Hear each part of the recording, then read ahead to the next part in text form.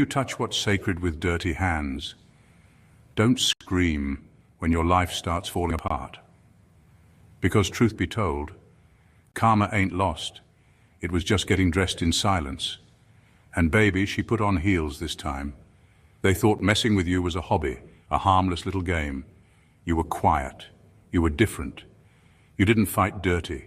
You didn't expose them when you had every reason to.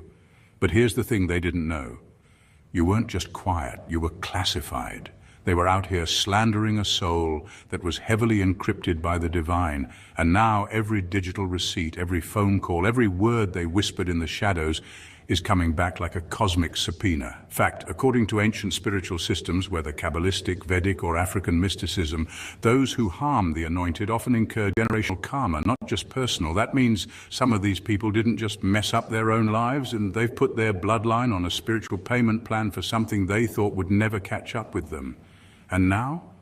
Oh, now they're shaking, not because you're dangerous, but because they forgot the universe watches in silence and responds in surround sound. So sit tight, because in this video we're not just talking about karma, we're unveiling why your name was protected, how their downfall is divine, and what makes you so spiritually untouchable that the people who laughed yesterday are now praying for mercy today. And for those watching who still think karma's just bad luck, baby, you're about to find out that it's got perfect aim and petty timing. Let's begin. Number one. They never knew you were an initiate of cosmic law, not just a human target. They thought they were just messing with another regular person, someone they could manipulate, discard, gossip about, or emotionally wear down without any consequences. But what they didn't realize was that you weren't just some random target. They were tampering with a soul handpicked and backed by a higher order. What they did wasn't just wrong in a human sense. It was a violation of a spiritual law they never even knew they were breaking. There are people on this earth who carry energy that's not from here.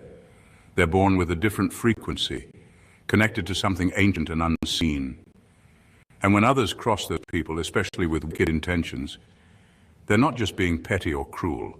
They're literally stepping into a contract of consequences they didn't sign up for, but will still have to pay for. You didn't ask to be chosen. You didn't wave a flag announcing your spiritual ranking, but the signs were always there. Your resilience, your intuition, your inner light, even in dark places, your ability to forgive when others would have gone full revenge mode. You were built different, and on some level, even your enemies could feel it. That uneasiness in their chest when they lied on you, that paranoia after they betrayed you. They could sense something was off, but they ignored it, thinking their cleverness would shield them. What they failed to understand is that you were part of something larger. You were a walking test, and every person who tried to take advantage of you was actually being tested by the universe itself. The moment they plotted, mocked, moved against you, a countdown started. Because messing with a chosen one isn't just about hurting a person, it's about disrupting divine order. That kind of imbalance always triggers correction.